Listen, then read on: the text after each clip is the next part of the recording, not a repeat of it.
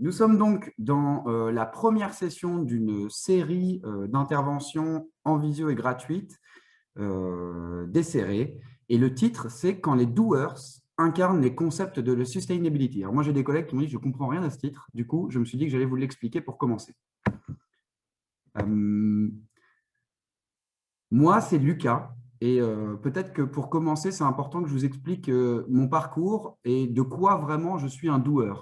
Pourquoi? De quoi? Parce que le métier de responsable RSE ou de coordinateur RSE, qui était mon titre réel à Tribala, euh, c'est un métier qui est assez récent. J'ai même envie de dire que je suis avec Philippe Cardon, par exemple, que je vais faire intervenir tout à l'heure et qui est présent ici, dans la première génération à être un RSE native en tant que métier. Moi, mon parcours, c'est du management et du commerce, de l'entrepreneuriat responsable, en tout cas, comment est-ce qu'on finance la création d'entreprises écologiques à l'université de Napier, et ensuite un master en Suède sur les sciences du développement durable. Là-bas, j'y ai beaucoup appris des sujets de transculturalité parce qu'il y avait 27 nationalités dans ma promo de 40. Donc, j'ai discuté développement durable avec des Érythréens, avec des Norvégiens, avec des Américains. Et en fait, ça fait que j'ai réglé une peur qui était que le développement durable ou la RSE soit un projet de l'axe du bien contre l'axe du mal, c'est-à-dire un projet dogmatique et enfermant.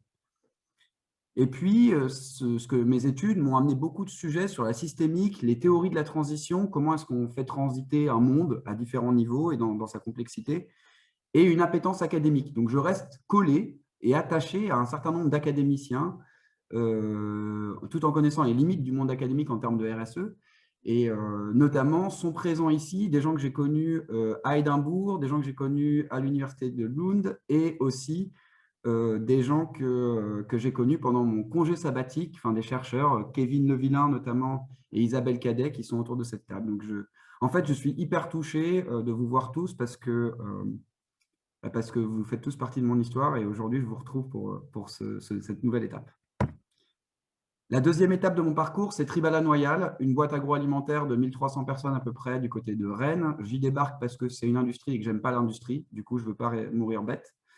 Et j'y découvre l'écologie industrielle, l'agroalimentaire, l'agronomie et tout ce que ça amène en termes de valeur, la transition sectorielle de l'agroécologie et des éleveurs et toutes les difficultés qu'il peut y avoir, les questions de la réglementation bio, du lobbying positif avec le Synabio, donc des méta-organisations dont on peut parler de temps en temps, des stratégies de philanthropie avec le 1% pour la planète, la gouvernance, du management responsabilisant, parce que je faisais partie de l'équipe AVEC, qui était donc une équipe chargée du change dans mon entreprise.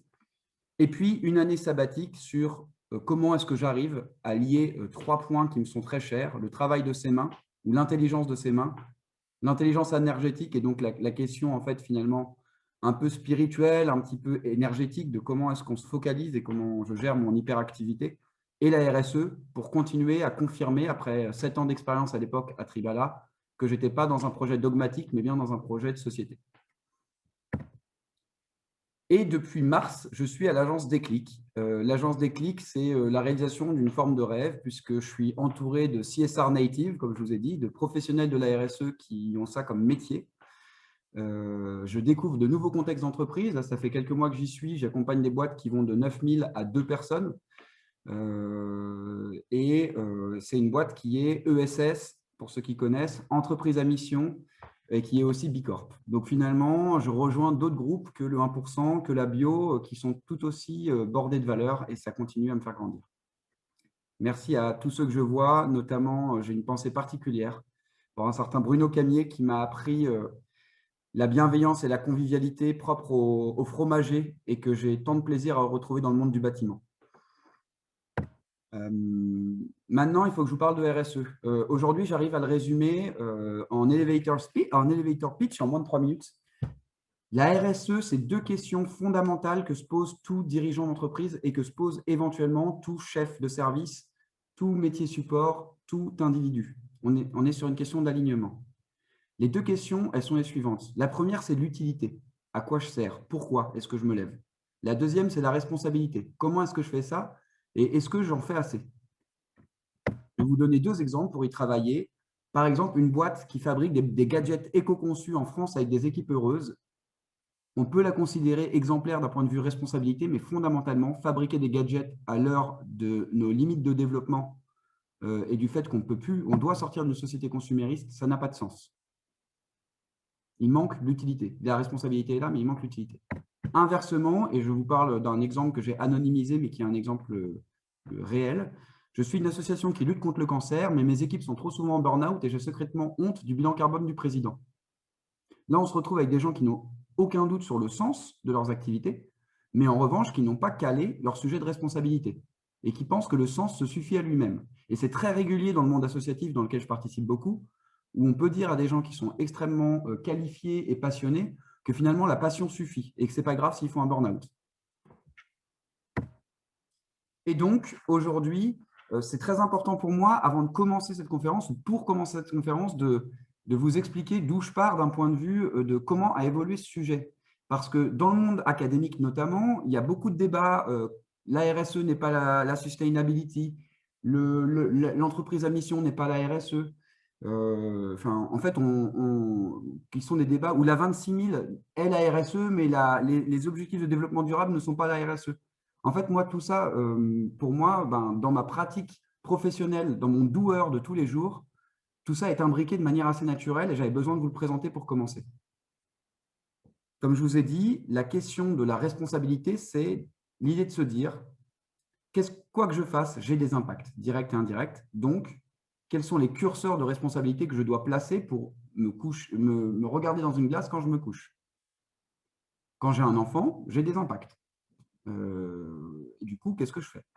Quand je fabrique des fromages, j'ai des impacts et du coup, qu'est-ce que je fais?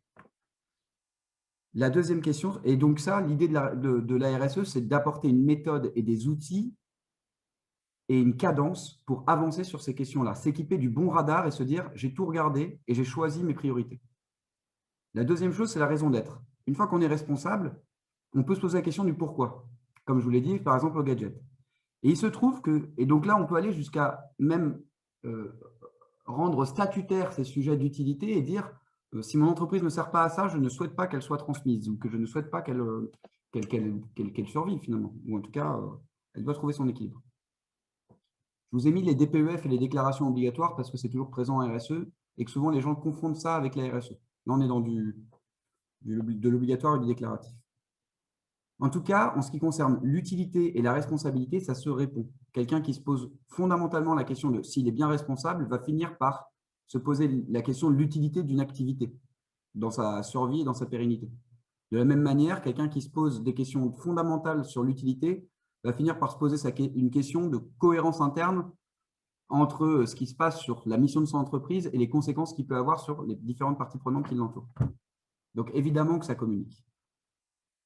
Et nous, pour rendre cette méthode non dogmatique et non basée sur des choses qui sont trop liées aux valeurs ou à des choses qui ne sont pas comparables entre elles, on s'adosse systématiquement à des référentiels mondiaux, les objectifs de développement durable et l'ISO 26000 en étant les deux sujets principaux.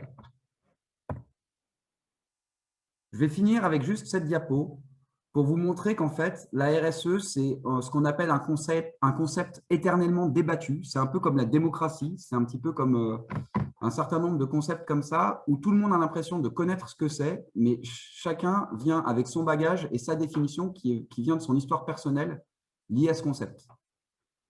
Il y a un certain nombre de couches. Dans les années 60, le paternalisme éclairé, et c'était le cas de Tribala, une famille éclairée, passionnante, qui avait la propriété de son entreprise, décidait pour le reste des salariés en les protégeant. Dans les années 70, on a géré les groupes d'intérêt en même temps que Thatcher, Friedman & Co. Disent que la responsabilité se limitait à faire de l'argent. Dans les années 80, on a commencé la grande mondialisation avec le besoin d'avoir de beaux tableaux de bord qui montraient qu'on gérait sa responsabilité. Dans les années 2010, on a commencé à avoir des opportunités de marché émerger avec la responsabilité, la bio notamment, pour parler de mes expériences personnelles. Et dans les années 2000, depuis les années 2010, ce qui change, c'est qu'en fait, le développement durable dont on parle depuis les années 70 commence vraiment à devenir extrêmement impactant sur les réglementations et sur les politiques publiques. Et en fait, là, on a accepté et on commence à voir le réel dans notre quotidien et dans nos réglementations qu'il n'y aura pas un marché pour tous, que cet espace de vivre devra se limiter aux boîtes qui pourront s'adapter et qui pourront se réinventer leur modèle pour être compatibles avec l'avenir de leurs enfants. Voilà, j'ai tout dit en ce qui me concerne. Je voulais poser ce décor-là et surtout faire parler les gens avec qui je travaille. Une première rencontre, c'est une opération collective. On amène 21 entreprises du bâtiment avec la Fédération française du bâtiment en Bretagne. 21 entreprises sur le chemin de la RSE. Du coup, bonjour Philippe. Bonjour Lucas, merci pour l'invitation. Bonjour tout le monde. Et du coup, moi, j'ai envie de te poser la question, toi, à titre personnel, donc ton métier, c'est coordinateur environnement, mais tu fais de la RSE de facto. Euh, Quel est le pourquoi, quel est le sens, selon toi, d'accompagner des entreprises du BTP en RSE? Alors, la RSE, ça fait déjà quelques années qu'on s'interroge à avancer sur l'accompagnement de nos entreprises là-dessus. On n'avait pas sauté le pas jusqu'à présent parce que c'était un terme qui était encore très incompris et peut-être un peu élitiste vu par beaucoup de nos chefs d'entreprise. Savoir que le secteur du bâtiment, c'est 10 000 entreprises en Bretagne et que la taille moyenne, elle est aux alentours de 13 salariés. Donc, on parle bien de taille d'entreprise de petite dimension. Euh, et en fait, est arrivé, alors déjà en ce moment même, mais c'est propre à tous les secteurs d'activité, des problématiques de recrutement et des problématiques de fidélisation, et puis également toutes les problématiques de marché, avec que ce soit marché public ou marché privé, des exigences de plus en plus fortes en matière d'environnement, d'insertion, etc. Et donc du coup, c'est là qu'on s'est dit, c'est le moment de commencer à avancer sur ces sujets-là et d'être en capacité d'accompagner les entreprises sur le fait qu'elles opèrent de manière plus responsable dans leur environnement. On voit le secteur, les métiers, il y a des métiers support qui évoluent beaucoup avec la RSE, on en parlera tout à l'heure. Il y a aussi des secteurs entiers comme l'alimentaire ou le BTP qui sont soumis à des pressions de plus en plus fortes. Toi, ces pressions, est-ce que tu as déjà des intuitions de métiers qui sont un petit peu en train de se réinventer ou qui se posent vraiment des questions très structurelles de leur métier dans le BTP avec ce qui évolue? Je dirais deux choses. En fait, ce qu'il y a, c'est que dans les métiers du bâtiment, nous tels qu'on les connaît, pour moi, je ne sais pas si je vais répondre dans l'ordre de ta question, mais j'organise en même temps Vas-y, vas-y. tes questions. La première chose, c'est qu'en fait, nous, on fait le constat que les entreprises du bâtiment sont des entreprises qui font déjà beaucoup de choses en matière de RSE sans le savoir. Je m'explique. Ce sont des métiers de sens pour lesquels il y a une utilité, ne serait-ce que pour la société, par les ouvrages qu'ils réalisent, que ce soit des logements, des services, etc. Il y a le côté humain qui est extrêmement important puisque bah, c'est une industrie de main-d'œuvre, hein, le secteur du bâtiment. Après, je passe pas mal de détails. Il y a toute l'innovation technologique et ça, je vais y venir. Il y a l'ancrage territorial qui est extrêmement important. Je disais, en Bretagne, il y a 10 000 entreprises du bâtiment. Il y en a une dans toutes les communes de Bretagne. Donc, c'est lié au tissu assez importante. Et puis, ça a un impact majeur sur l'environnement. Le secteur du bâtiment produit 45% du BTP, pardon, produit 45% des déchets, consomme 45% d'énergie et émet 25% des émissions de gaz à effet de serre. Donc quand on dit ça, et j'ai pas les chiffres par rapport à la consommation de ressources, mais c'est pareil, on est sur des données extrêmement importantes. Donc quand on dit ça, ça fait sens de se dire que le secteur du bâtiment a nécessité à avancer sur ces sujets-là pour l'environnement et pour l'humain, du fait que ce soit avant tout une aventure humaine. Donc sur les évolutions, je ne vais pas citer forcément propre à un métier du bâtiment, mais plutôt dans des globalités. On a pas mal d'évolutions majeures qui sont en train d'arriver aujourd'hui. Il y a la question du réchauffement climatique et donc du coup des questions d'émissions de carbone, mais surtout de consommation d'énergie pour lequel on est un facteur important. Et donc se posent des questions de rénovation énergétique, mais aussi de massification. Et toutes ces questions-là vont bouleverser probablement la manière d'opérer sur la rénovation, voire même sur la construction neuve, même si ce n'est pas le plus important, mais sur la rénovation et la manière de rénover. Très probablement, on va voir arriver des nouveaux modèles économiques avec des modèles économiques peut-être tournés autour de la préfabrication et donc du coup de la construction en usine et de l'assemblage sur chantier, etc., qui ont plein d'autres avantages d'ailleurs pour des questions humaines, etc., mais qui vont bouleverser notamment le monde artisanal sur la manière d'opérer. Donc voilà, on voit bien que c'est par l'approche environnementale qu'on a des dimensions importantes qui risquent de changer.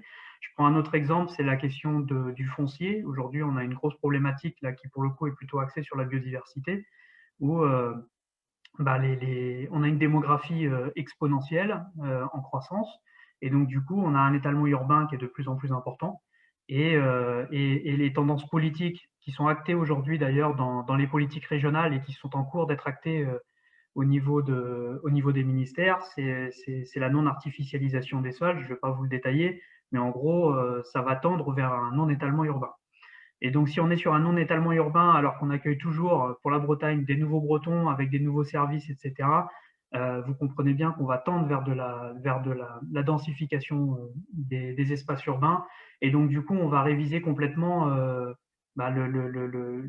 l'économie du bâtiment qui aujourd'hui est plutôt axée sur de la construction neuve et qui devra s'orienter peut-être plutôt sur de la rénovation, qui ne sont pas les mêmes métiers. Donc, du coup, les entreprises vont devoir réviser aussi leur façon d'agir, leur façon de manager, leur façon d'opérer. Tout ça, ça va rentrer en ligne de compte aussi avec la question de l'économie circulaire, puisque quand on va densifier, on va déconstruire pour reconstruire. Donc, qu'est-ce qu'on fait des matériaux de déconstruction qu'on aura opérés pour les réintégrer dans les bâtiments qu'on va construire? Donc voilà, ça pose énormément de questions, ça rend les choses encore plus passionnantes. De se dire comment on opère sur tout ça. Il y a aussi la question dans le secteur du bâtiment, on a un ascenseur social qui fonctionne encore très très bien. On peut avoir un CAP dans un métier et à 35 ans être chef d'entreprise. Maintenant, la question qui se pose, c'est aussi sur la question du management. Comment aujourd'hui les conducteurs de travaux, les chefs d'équipe, etc., sont souvent mis à ces postes-là pour des questions techniques, de compétences. Maintenant, il y a la question managériale sur voilà, comment on articule une équipe autour d'un projet dans sa globalité pour que l'ensemble donne sens et qu'on ait plaisir à faire l'ouvrage qu'on est en train de réaliser. Est-ce que ça répond à ta question Oui, tout à fait. Et du coup, on voit bien à la fois le lien au territoire, le fait que ce soit une industrie qui est très axée sur l'homme et où il va y avoir du coup des changements de nature de métier. Par exemple, quand on prend effectivement les maçons qui sont très habitués à faire du neuf et qui vont devoir tout réinventer, dans des industries où finalement l'idée, ce n'est pas de réduire les emplois, mais de les faire évoluer.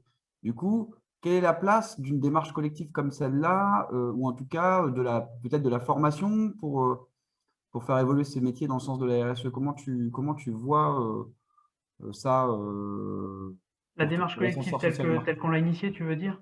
Ouais. En tout cas, la question peut-être que ça amène, c'est il va y avoir beaucoup de mutations à faire dans l'innovation, mais comment ça va se faire selon toi? C'est la formation interne? Euh, Pour moi, là, déjà aujourd'hui dans le secteur du bâtiment, la RSE est encore assez mal compris. C'est souvent perçu d'ailleurs comme étant un truc qui vient en plus et donc des investissements et donc du coup sur les entreprises se disent on va attendre un retour sur investissement, etc. Je pense que c'est pas le bon angle. La RSE, c'est une vision, un cap qu'on donne par le chef d'entreprise et sur lequel on va venir greffer de la cohérence. Et c'est pas un nouveau truc, c'est juste dirigé avec un autre angle de vue en fait. Et ça, je pense que ça va passer en premier lieu par de la culturation, de la sensibilisation et donc du coup d'emmener les entrepreneurs à avoir un autre regard. C'est comme ça que peut-être que je le présenterai, d'avoir un autre regard. Après, nous dans la dynamique collective qu'on a aujourd'hui, moi mon objectif, parce qu'on est un peu au démarrage, mon objectif c'est pas d'aller convaincre tout le monde que c'est ça qu'il faut faire et que c'est comme ça qu'il faut le faire. Chacun est libre de penser comme il l'entend. Par contre, s'il y a des entreprises qui ont des velléités aujourd'hui à avancer et à opérer de manière responsable, qui je pense est le sens de l'histoire, qu'elles sachent que nous, fédération, on est en capacité aujourd'hui de les accompagner sur le sujet. Donc aujourd'hui, moi, ma dynamique, elle est plutôt de se dire, on constitue un collectif, ce qui va être le collectif des pionniers, en fait, qui vont commencer à avancer dessus et qui nécessairement vont faire des petits après par la suite. D'une part parce que entre confrères, ça discute, et puis d'autre part parce que les choses vont évoluer, que ça va permettre de faire évoluer des nouveaux systèmes qui potentiellement vont réussir à remporter des marchés. Moi, j'ai aujourd'hui des entreprises qui ont une dynamique naturelle. Ils ne parlent pas du tout de RSE, c'est quelque chose qui est un peu inné chez eux dans leur manière de gérer au sein de l'entreprise, et qui n'ont absolument aucun souci de recrutement et qui n'ont absolument aucun souci de fidélisation de leurs collaborateurs. Et ce qui est rigolo, c'est que je posais la question à l'une des entrepreneuses d'ailleurs sur ce sujet-là, et je lui disais, est-ce que tu en parles dans tes offres de poste de tout ce que tu fais en matière de RSE? Et elle m'a dit non. Je lui ai dit, bah, c'est dommage, pourquoi tu fais pas? Et elle m'a répondu en fait que bah, tous les gens qui venaient candidater dans son entreprise en fait le savaient déjà. Et je trouve que c'est un des points les plus importants, c'est la communication. Aujourd'hui, je pense que dans le monde dans lequel on vit aujourd'hui, on n'est plus légitime pour communiquer sur soi-même, parce qu'aujourd'hui tout est vérifiable, et qu'il y a eu beaucoup de fausses communications, ou en tout cas de grossies. Tu as fait des études de commerce aussi. On dit toujours que la vitrine ne doit pas mentir sur l'intérieur du magasin. Je pense que la communication, elle doit s'attacher aussi également à ça. Et je pense qu'aujourd'hui, la communication indirecte serait probablement le plus important, c'est-à-dire il faut faire comme il a été présenté en introduction, c'est-à-dire faire les choses en interne, parce qu'on est conscient que ça a un intérêt pour son développement personnel, pour l'aventure humaine qu'on est en train de développer. Et ça se fera derrière par les partenaires, par les salariés, voilà, qui seront ambassadeurs en fait de la manière dont l'entreprise travaille, et ça se saura à l'extérieur. Mais si on cherche à communiquer directement vers l'extérieur, en règle générale, aujourd'hui, je pense qu'on n'est plus crédible. Merci beaucoup. Pour des raisons de gestion du timing, ce que je vous propose, c'est que là, on a vu un peu un secteur complet qui peut se poser des questions assez transversales, certains métiers types comme les maçons, mais aussi la question du management quand on a un fort ascenseur social. Peut-être on va passer maintenant à un autre exemple, et ensuite vous poserez vos questions pour l'ensemble des deux exemples.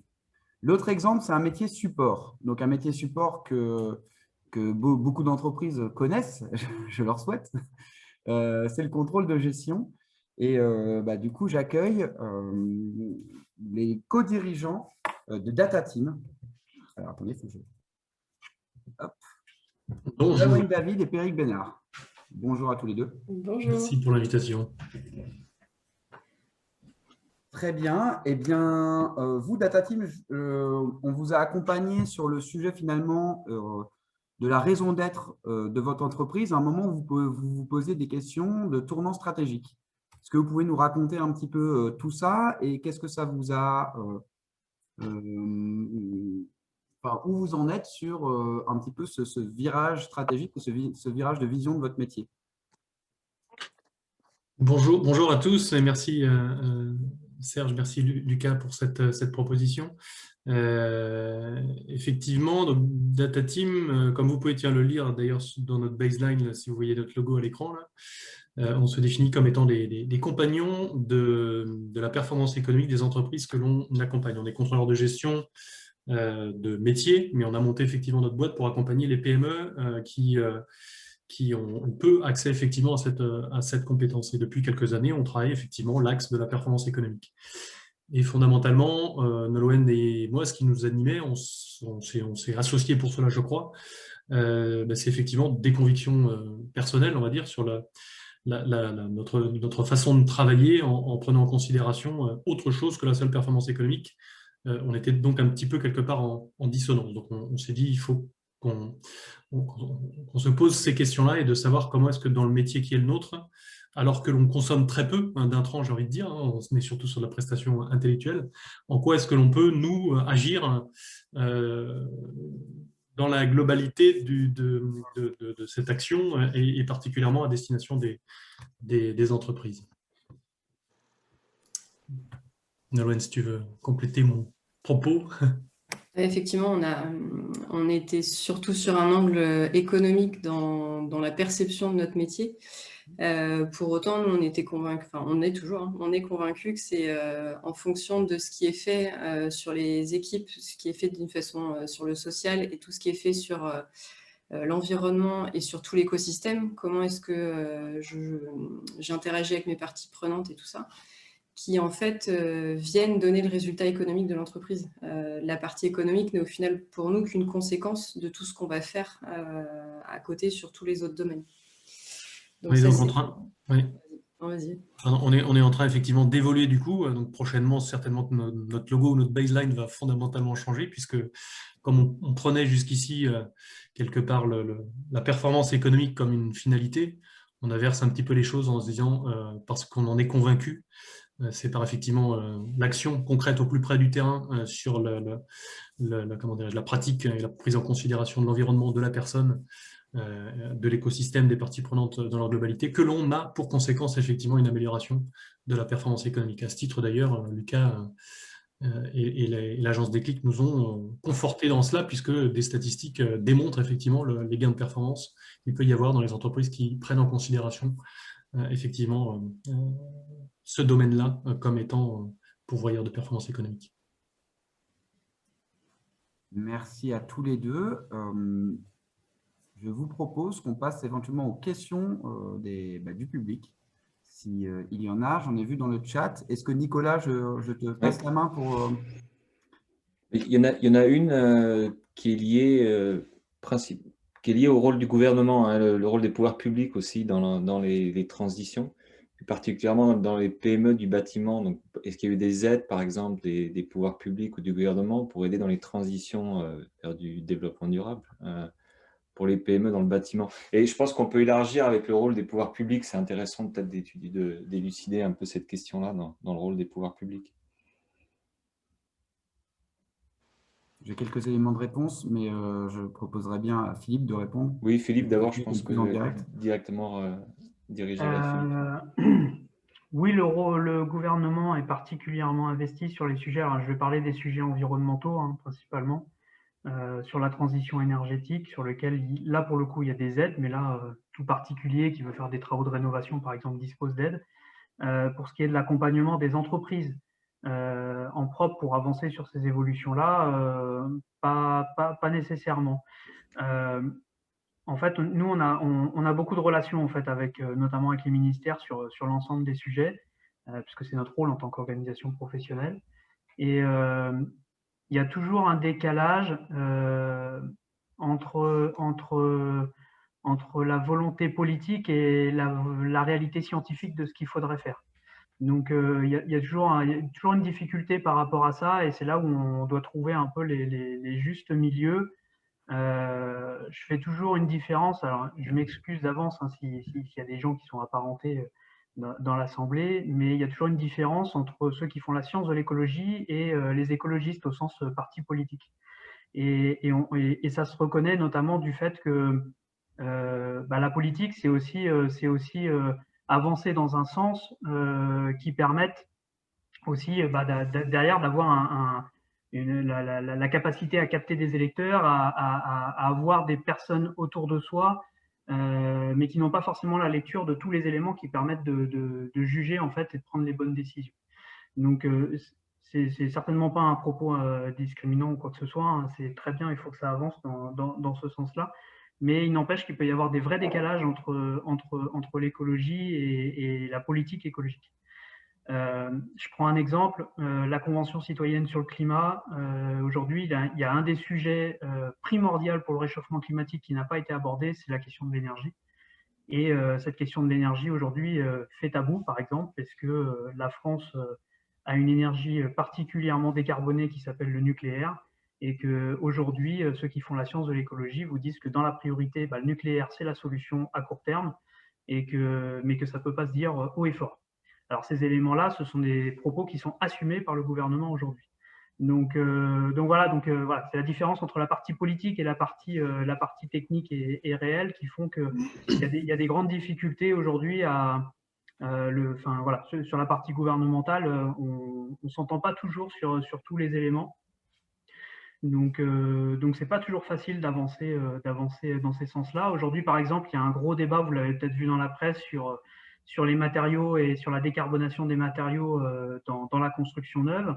Et il y a eu des positions très dogmatiques des ministères visant à avoir d'ici 10 ans 100% des constructions de maisons individuelles en bois. Ça, aujourd'hui, c'est quelque chose qui n'est absolument pas possible, et c'est ce qui a été décrié, y compris par les professionnels du bois. Aujourd'hui, on a 10% des maisons individuelles qui sont construites en bois. Si d'ici 10 ans, on arrive à en faire 20 à 30%, ça sera déjà une très belle performance. D'une part, par l'approvisionnement du matériau en tant que tel, parce qu'aujourd'hui, on a un déficit chronique de bois en France. Aujourd'hui, tout est importé quand même massivement des pays scandinaves. Et puis en plus, le déchet de bois repart dans les pays scandinaves en ce moment, parce qu'on ne sait pas quoi en faire chez nous. Donc il y a tout un modèle économique aussi à développer autour de tout ça. Et voilà. Donc je ne sais pas si ça répond à la question. Oui, bien sûr, la politique gouvernementale n'est pas forcément toujours dogmatique, mais pousse dans des situations qui peuvent être assez déconnectées des réalités scientifiques, j'ai envie de dire. D'accord. Et je vais prendre une question de Gaëtan, puis après j'ai vu que Péric aussi veut poser une question à lever la main, donc je vais vous donner le micro, mais il y a une question de Gaëtan qui... C'était pour rebondir sur la c'était pour... question, simplement sur allez-y. L'action quelque part des pouvoirs publics, effectivement, du gouvernement sur ce thème-là. Un sujet qui nous intéresse et qui nous concerne, nous, c'est le caractère obligatoire de certains dispositifs, dont les questions de communication. Lucas parlait dans sa première présentation, effectivement, de cette dernière brique qui est le reporting, la communication extra-financière, par exemple, qui est aujourd'hui un caractère obligatoire uniquement pour une certaine taille d'entreprise, de groupe, qui ont effectivement qui ont aujourd'hui l'obligation effectivement de publier à côté de leurs comptes annuels pour les assemblées générales, etc. Donc il faut bien comprendre que cette obligation commence toujours par les entreprises du CAC 40, puis les entreprises d'une certaine taille, et puis ensuite les critères, les seuils tendent à être réduits. Les pouvoirs publics rendent cela comment dirais-je, obligatoire à partir d'un moment où effectivement, pour préparer le terrain, d'aller chercher les leviers avant que effectivement ceci ne devienne obligatoire. Donc par ce prisme du produit fini quelque part qui serait la communication extra-financière sur les indicateurs RSE, peut-être que une bonne réflexion qui pourrait être à initier dans l'ensemble des entreprises, bien inspirée, j'ai envie de dire, et avant tout par leurs dirigeants, et de savoir comment est-ce que l'on peut, avant de communiquer, effectivement, faire vivre au sein de ces équipes toute cette thématique et de commencer à mesurer effectivement les actions mises en place et surtout les impacts des actions mises en place par les équipes. Et ainsi, comme personne ne sera surpris effectivement dans le moment où il faudra effectivement communiquer. Et cette communication extra-financière, elle a deux objectifs. Un, quelque part impulser effectivement un mouvement pris par les politiques. Deux, c'est aussi par cette documentation extra-financière que la finance au sens général, la banque, où les apporteurs de fonds mesurent, cotent, notent les entreprises qu'elles vont préférer accompagner ou pas. Donc si on ne s'y met pas dès maintenant, avant que la chose soit obligatoire, effectivement, il peut y avoir quelques entreprises qui se retrouvent en porte-à-faux, particulièrement quand on répond à des appels d'offres publics, par exemple. Le rôle des appels d'offres publics, je pense que c'est aussi un rôle du gouvernement pour aider à la transition. On peut rentrer dans une autre thématique avec Nolwenn, Péric, Philippe, Lucas, on peut tous réagir sur cette question-là qui va être assez, je pense, qui va nous prendre un petit peu de temps. C'est une question de Gaëtan et une question de Serge qui est liée à la balance entre le travailler pour le sens ou l'essence et être profitable. Donc les deux questions de Gaëtan et de Serge se rejoignent. La performance économique n'est-elle pas un préalable à la transition vers la RSE d'une PME? Quel est l'intérêt pour une PME qui traverse cette question, Nicolas. Les difficultés économiques, mais je pense que c'est l'enjeu de cette discussion, c'est profit, impact et comment on gère. C'est un grand classique et la question qu'on pose toujours, c'est est-ce que la RSE est un sujet d'idéaliste d'installer des gadgets supplémentaires dans l'entreprise. Je vais vous partager, parce que j'ai la chance de pouvoir partager des diapos, la manière dont nous, on aborde le sujet pour l'expliquer au mieux. Effectivement, ça a été un sujet. Les débuts de la réflexion sur la RSE, c'était notamment la pyramide que vous voyez en bas à droite, là, la pyramide de Carroll, qui disait d'abord on cherche la performance économique ou en tout cas la survie économique. Ensuite, on commence à s'intéresser à la notion de l'égalité. Ensuite, on peut parler d'éthique. Et une fois qu'on est un bon self-made man bien riche, on réfléchit à la redistribution philanthropique. Ce modèle a vécu. Évidemment, c'est des dimensions qui sont toujours présentes, mais aujourd'hui, la question, elle est différente. Quand on parle de RSE, et nous, c'est un de nos crash tests pour une entreprise en matière de RSE, si sa finalité est purement économique, elle va arriver à des limites sur la RSE. Pour nous, l'économie est un moyen, on cherche atteindre un équilibre, une santé financière, mais qui doit permettre de nourrir un sens. Et ce sens, il doit généralement être social. L'environnement, on ne le considère pas comme une finalité forcément, si ça peut être une cause passion, mais l'environnement, c'est surtout une condition de survie. Il n'y a pas d'économie viable s'il n'y a plus de cuivre, s'il n'y a plus de poissons, s'il n'y a plus de… Et du coup, il n'y aura pas derrière de métier, de paix. Et c'est pour ça qu'on utilise les objectifs de développement durable. Donc, en fait, on est assez clair en fait, sur ce sujet, nous. C'est qu'on ne peut pas chasser 3 lapins en même temps. Et que si on doit choisir entre les 3 lapins du développement durable, on commence par la question sociale et on essaye, avec le collectif qu'on a, de développer une économie viable qui ne viennent pas scier la branche environnementale sur laquelle on est assise. Je ne sais pas si cette image suffit à répondre à la question, mais voilà en tout cas notre position à l'agence. Je peux peut-être rajouter un point en mettant ma casquette académique, hein. La corrélation entre les performances financières et les performances liées au développement durable ou à la RSE, c'est le Graal du développement durable, de prouver que l'un a une causalité vers l'autre, ou l'inverse d'ailleurs.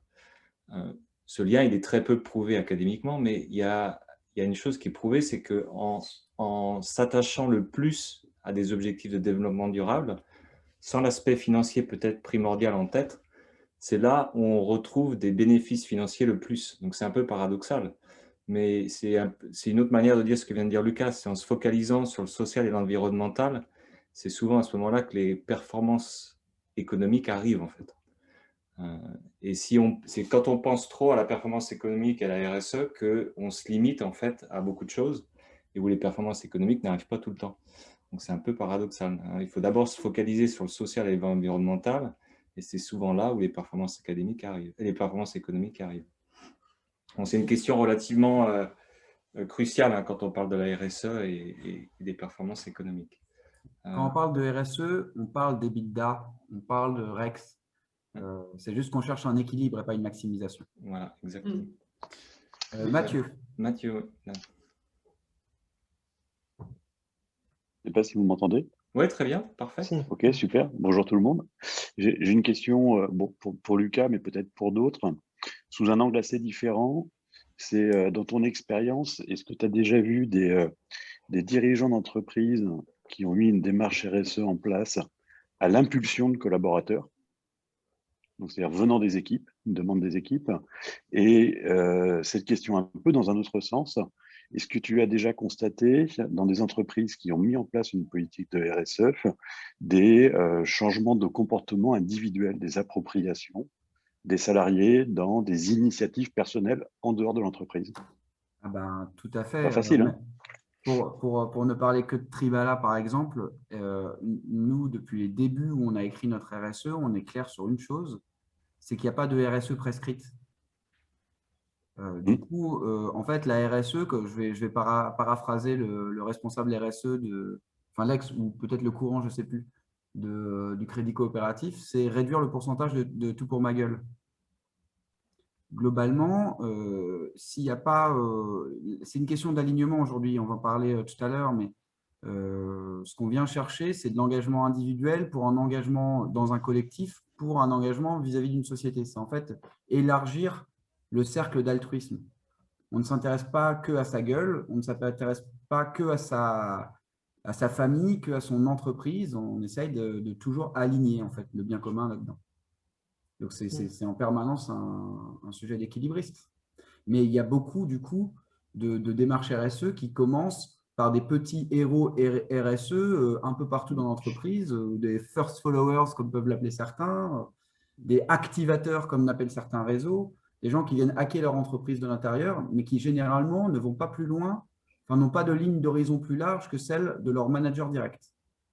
Donc, tout l'enjeu, par exemple, d'un coordinateur comme moi, c'est de faire le lien entre les engagements des dirigeants et ces petits héros aux différents endroits pour boucler la chaîne, en fait.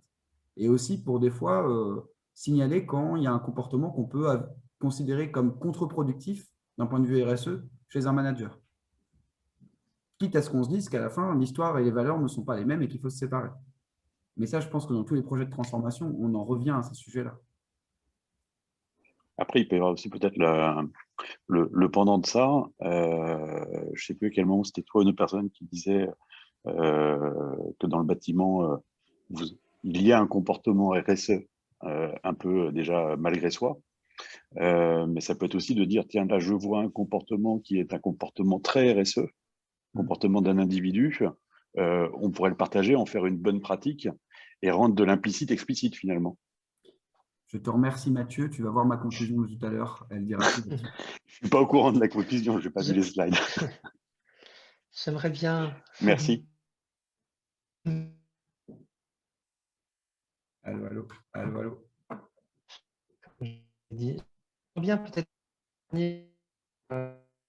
C'est peut-être le cœur aussi sur rendre explicite cette corrélation, ces mécaniques entre prêtre à créer justement une entreprise il y a longtemps. Oui, ça s'appelait Sens et Performance. Et il y a peut-être ceux qui font la bien ça, les variables intermédiaires, c'est-à-dire il y a peut-être un lien direct de corrélation sens et performance, mais si je rebondis sur ce que Nicolas disait, ces variables intermédiaires, en fait, c'est si on va aller vers une entreprise qui a plus de sens, que ce soit un des vecteurs, une des routes principales, ça peut être RSE, la faire devenir B Corp, à plusieurs routes possibles. En fait, on autorise quelque chose dans l'entreprise. On libère du coup quelque chose. Et ce quelque chose, on en revient peut-être un peu sur ce que je connais plus, c'est du potentiel humain. C'est-à-dire, je peux m'exprimer un peu plus, je peux dire un peu plus, j'ai mon avis là-dessus. Il y a un lien, je trouve, assez fort entre pouvoir exister en tant qu'humain dans l'entreprise et l'entreprise qui a une responsabilité dans le monde. Et le fait de libérer ces comportements, la parole, je ne sais pas quoi, apporte de la créativité. Et donc, on commence à résoudre aussi des problèmes qui n'ont rien à voir avec la RSE, puisqu'en fait, on est sur de l'innovation. On est sur des chemins qui ne sont pas tout à fait bien jalonnés, parfois pas du tout même, pour certaines entreprises. Et cette innovation, cet esprit créatif qu'on libère, esprit collectif, en fait, vient activer beaucoup de leviers de performance globaux, classiques même, j'ai envie de dire, voire innovants aussi. Voilà peut-être un peu ma petite contribution sur le sujet.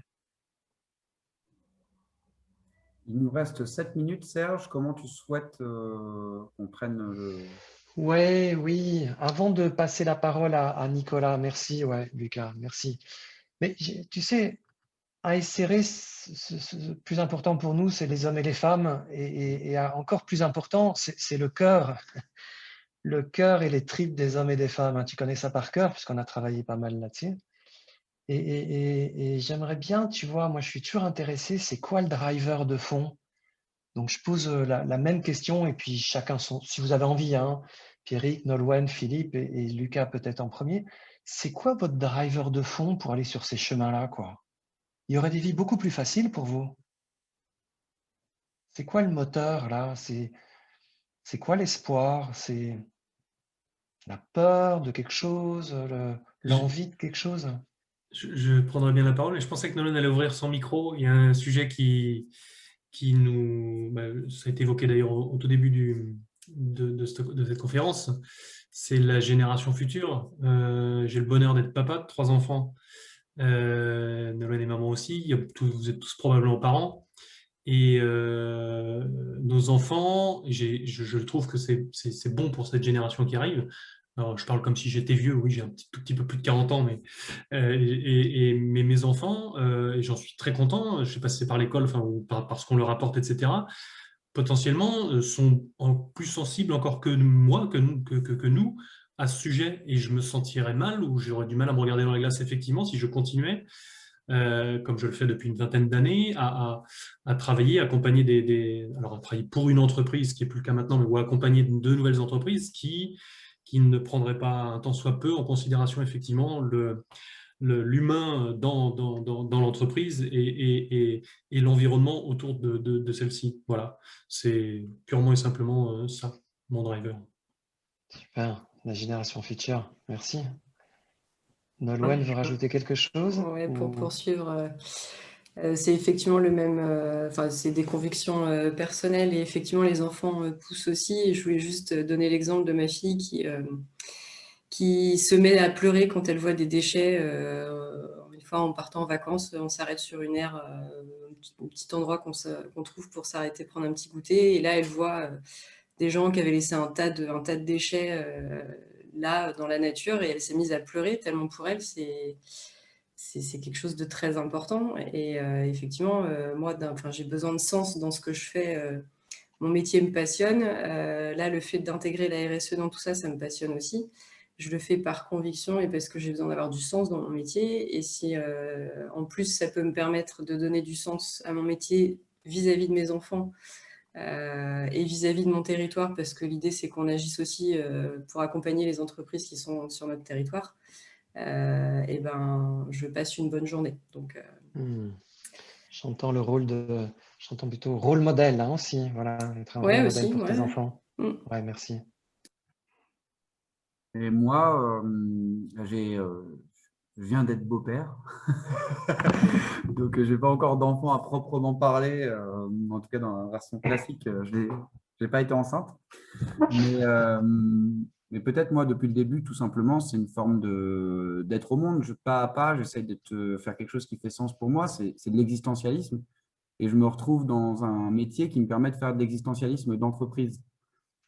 Donc oui, ça me parle et tous les jours, ça me le confirme de par les gens, les dirigeants, les collaborateurs que je rencontre, qui sont, pour ceux qui veulent bien me parler, généralement des gens juste fascinants, quoi.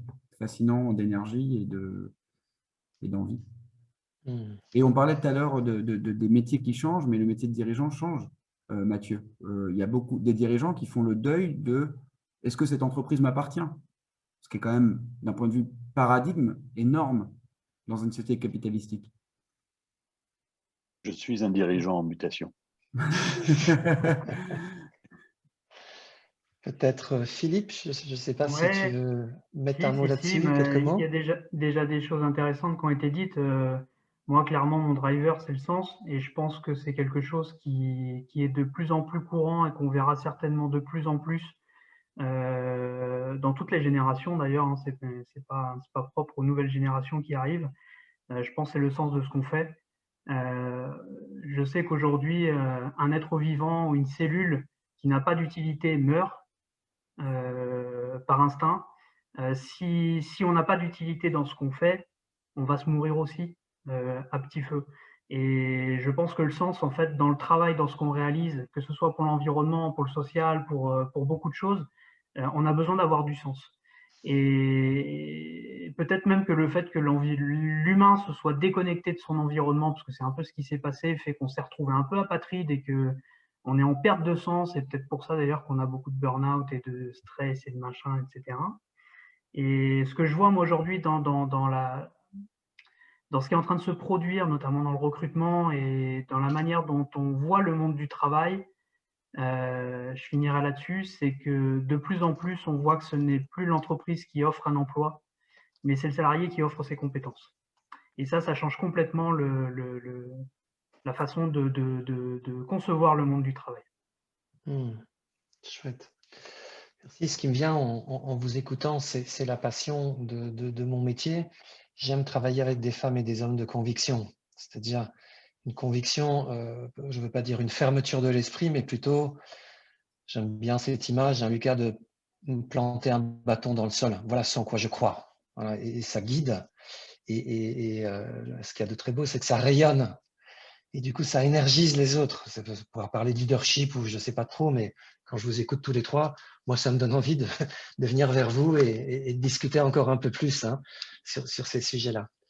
Alors, je vous avoue…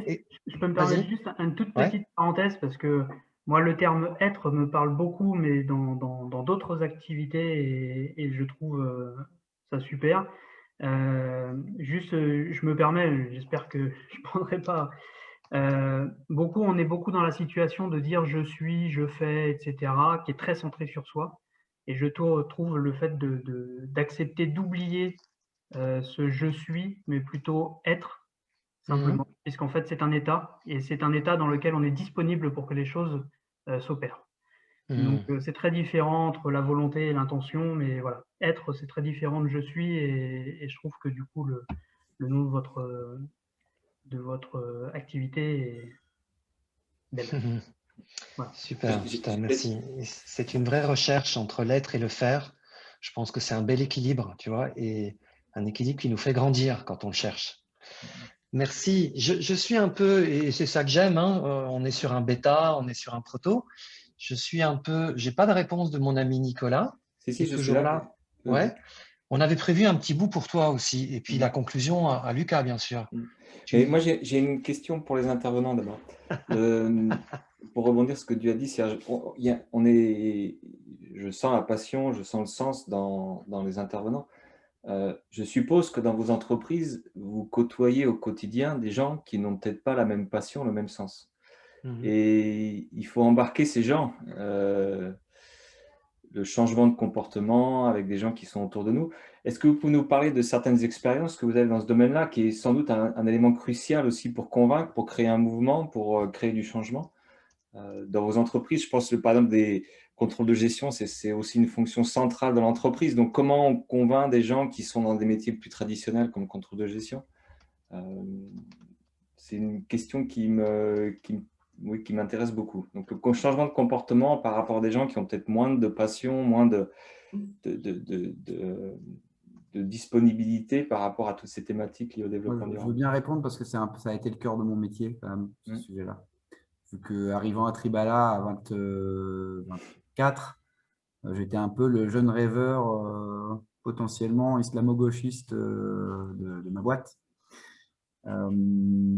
Et clairement, pour prendre juste un exemple très concret, hein, sur le sujet de la transition agricole, nous, Tribala était entre le végétal et l'animal. Donc, évidemment, quand un vegan envoyait des remarques, la réponse du service agricole, toute filière confondue, c'était « mais qu'est-ce qui vient nous faire chier ce mangeur de carottes ?»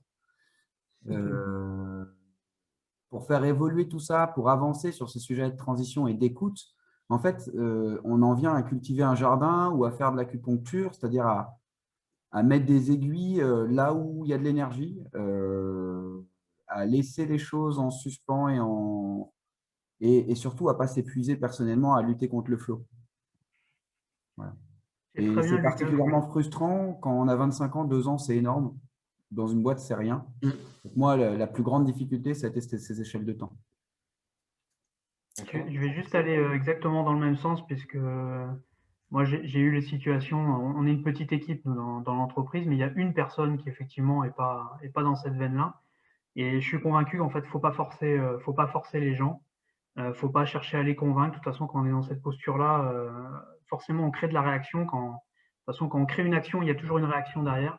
Je suis convaincu qu'il faut respecter et accepter les idées de l'autre, et puis il faut faire les choses. Et en faisant les choses petit à petit, c'est ce que tu as dit en cultivant le jardin, en faisant les choses évoluent, les gens constatent et puis finissent par rentrer dedans tout seul en fait. C'est ce que j'ai pour compléter votre propos, Philippe, pardon, c'est ce que j'allais exposer. Effectivement, petit pas par petit pas, on essaye d'embarquer dans les sujets qui sont les nôtres, dans les entreprises où on va. Nous, souvent, effectivement, on nous demande d'intervenir pour, de façon très terre à terre, travailler sur les sujets qui sont notre jardin. C'est quoi ma rentabilité en détail, c'est quoi mes coûts de revient, est-ce que mon système d'information est bien bâti pour que je puisse avoir les bons outils d'aide à la décision, etc. Bon, ça, c'est le cœur de métier du contrôle de gestion. Nous, depuis quelques temps maintenant, effectivement, au-delà de ça, on va chercher effectivement des sujets connexes, si on sent qu'il y a effectivement quelque part une vibration, une écoute des équipes avec lesquelles on parle. Je voulais juste apporter ma contribution sur un sujet vraiment que l'on rencontre on va dire régulièrement, c'est la posture du dirigeant, de notre client, quelque part, du donneur d'ordre, avec celle de ses équipes. Nous, on travaille sous les ordres, effectivement, de notre client, qui est le dirigeant, mais on travaille surtout, à 80% de notre mission, avec les équipes, c'est-à-dire ceux qui font le job au quotidien.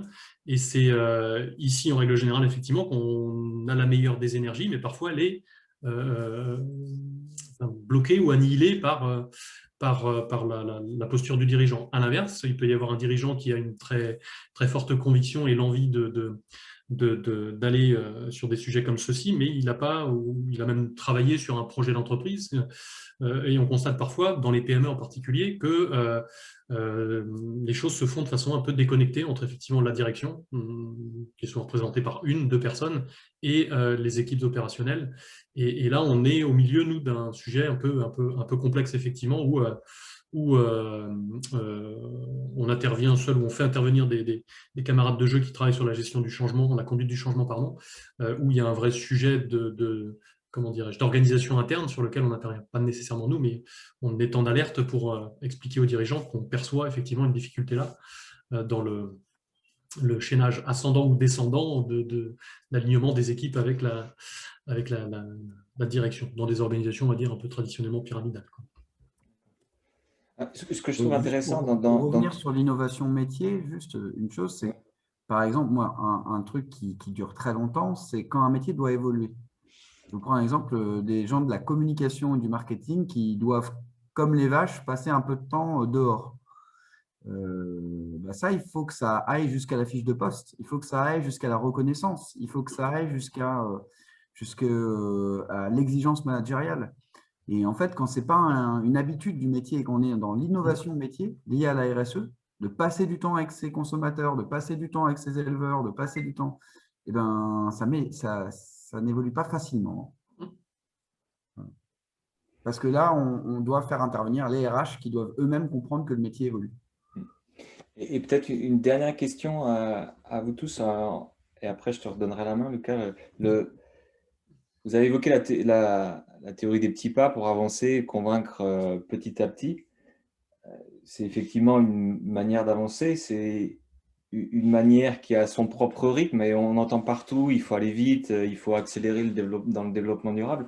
Il y a aussi une façon qui arrive, c'est une décision gouvernementale ou un jugement, par exemple, qui accélère une transition. Si je prends un exemple, j'habite aux Pays-Bas, hier Shell a été condamné pour accélérer son développement sur ses émissions carbone. Ça va sûrement faire bouger les choses. Est-ce qu'il y a aussi ce genre de témoignage dans votre propre secteur, des impulsions externes, parce qu'on en a parlé beaucoup d'impulsions internes au sein de l'équipe qui grandit, qui va être convaincue petit à petit. Quid de tout ce qui se passe à l'externe qui va influencer et accélérer cette transition? Je ne sais pas qui c'est qui veut prendre la main en premier. Dans des secteurs qui sont plutôt régulés, que ce soit le contrôle de gestion ou le bâtiment, je suppose qu'il y a… Ouais, nous on est particulièrement normés et on n'aime pas ça, et en même temps on est les premiers à demander à encadrer les choses quand il y a des dérapages. Oui, clairement, je pense que sur pas mal de sujets, s'il n'y a pas une impulsion politique qui nous contraint à faire quelque chose, les choses avanceront pas assez vite. Je paraphrase quelqu'un qui disait très bien, on est tous des enfants, et si on ne nous avait pas imposé de rouler à 90 km/h, on serait plusieurs, et moi le premier, à rouler à 150 sur la route. Or, on sait que c'est pas bien de le faire, mais si on ne nous l'impose pas, on le fait quand même. Et le fait de nous encadrer comme ça sur certaines choses est probablement, mais c'est sans doute dans la nature humaine, je ne porterai pas de jugement là-dessus, mais est probablement nécessaire. Et dans le secteur du bâtiment, est-ce qu'il y a des exemples, des nouvelles normes qui sont arrivées sur la circularité, sur des choses comme Oui, ça? il en arrive tout le temps. Tout le temps, d'accord. Il en arrive tout le temps. Là, au 1er juillet, on a des nouvelles règles sur le tri et l'obligation de suivi des déchets. Au 1er janvier, on a une nouvelle norme sur la construction des bâtiments neufs avec toute la notion de carbone qui va rentrer en ligne de compte. On en a tout le temps, tout le temps, tout le temps. D'accord. Il y a peut-être un sujet, moi, enfin très concret, qui me vient à l'esprit hein, dans la thématique support administrative. C'est l'impulsion depuis de nombreuses années maintenant à dématérialiser le plus possible, voire bientôt tout, les flux de documentation inter-entreprise. Je pense à la dématérialisation des factures clients poussées par les donneurs d'ordre public, où maintenant, il n'y a plus une facture normalement, effectivement, qui sort en papier. Alors, le sujet, il n'est pas que sur l'économie du papier, bien entendu, hein, mais il est organisationnel. Il sert aussi à fluidifier les relations entre clients-fournisseurs, à fluidifier, pour la survie des entreprises, bien entendu, les flux de cash. Toute cette thématique-là, aujourd'hui, effectivement, est contrainte et ça ne révolutionne pas hein, évidemment le mode de fonctionnement opérationnel de l'entreprise, mais ça contraint les équipes administratives à s'y mettre et c'est toujours aujourd'hui malheureusement pris effectivement à contre-courant par la contrainte. Donc en 2023, je ne sais pas si vous le savez tous, mais le chorus du domaine public, il intéresse toutes les entreprises. À partir du 1er janvier 2023, il n'y a plus de documents sortants qui doivent partir en papier effectivement. La dématérialisation des factures est censée être ne plus être un sujet, mais une réalité. Et ça se prépare dès maintenant. Et encore une fois, ça ne doit pas être pris sous l'angle de la contrainte, mais de l'opportunité de faciliter les relations inter-entreprises et quelque part aussi l'écosystème, au-delà du fait que ça permet aussi d'avoir moins de factures éditées, moins de camions à transporter des documents de ce type. D'accord, donc 2 exemples. Et juste, moi, Nicolas, si je peux apporter un témoignage, parce qu'on a beaucoup bossé dessus. Effectivement, il y a un cadre réglementaire. Pendant un temps, il y a eu beaucoup d'incompréhension et d'affrontements entre un cadre réglementaire et des entreprises qui voulaient la libéralisation. Ce que je vois aujourd'hui, c'est l'apparition aussi d'interpros, comme celle de Philippe Cardon, où on crée des antichambres du réglementaire, où on vient tester des choses avec la RSE, qui sont en fait des innovations potentielles qui pourraient, une fois qu'elles ont prouvé qu'elles fonctionnent de manière opérationnelle, passer au réglementaire. C'est ce qu'on fait avec la bio aussi, où on va tester des sujets nouveaux sur des obligations sociales, sur des obligations sur les produits chimiques utilisés, etc., dans le nettoyage, par exemple, et qui, une fois qu'elles sont testées par quelques boîtes RSE, commencent à devenir validables d'un point de vue réglementaire. Et du coup, ça devient une antichambre de la création ou de la proposition normative. Et ça, moi, je trouve que c'est un sujet de dialogue entre la RSE et l'évolution des normes qui est très intéressant. Et notamment parce que ça change la position des lobbies, si je peux me permettre le terme, qui deviennent aussi dans la proposition de l'autorégulation peut-être encore plus connectée au bien commun plus qu'à la défense des intérêts de leur secteur. Et on a aussi, si je me permets juste de compléter, des dirigeants aujourd'hui qui nous disent que peut-être avec ce rythme de réglementation qui devient un peu presque une normalité, saisissent en fait ces contraintes-là aujourd'hui comme des opportunités même pour avancer aussi en interne, et donc toujours prendre un petit train d'avance. C'est des organismes nouveaux qui émergent aussi à ce niveau-là. Très bien. Lucas, je vais te redonner la main pour tu avais des éléments de conclusion que tu voulais partager avec nous. Oui. Et puis Serge conclura la session.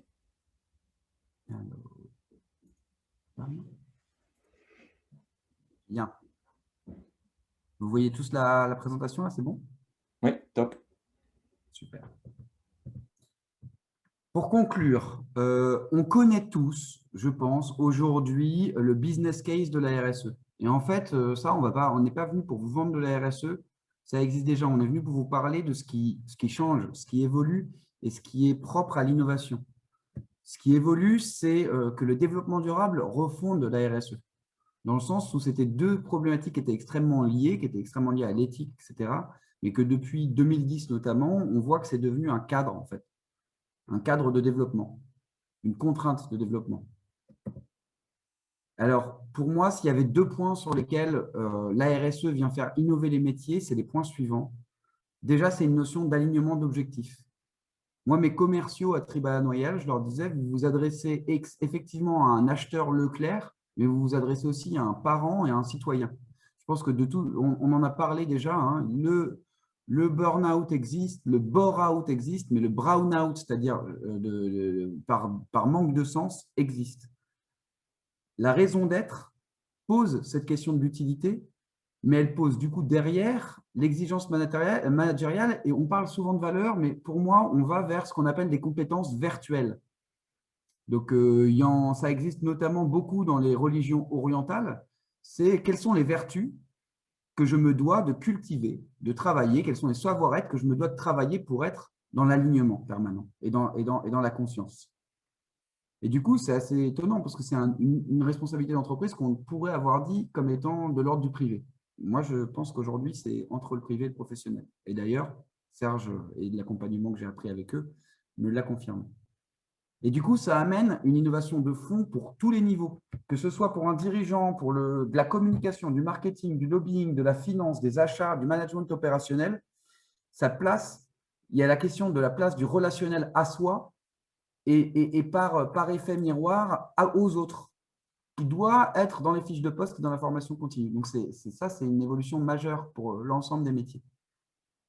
Et enfin, et surtout, ce cadre dont je vous ai parlé, être adapté aux attentes d'un monde en crise, ça demande en fait de sortir de ce qu'on appelle la myopie normative, donc d'élargir ces champs de compétences ou au moins ces champs de conscience des impacts pour choisir pourquoi on n'y est pas.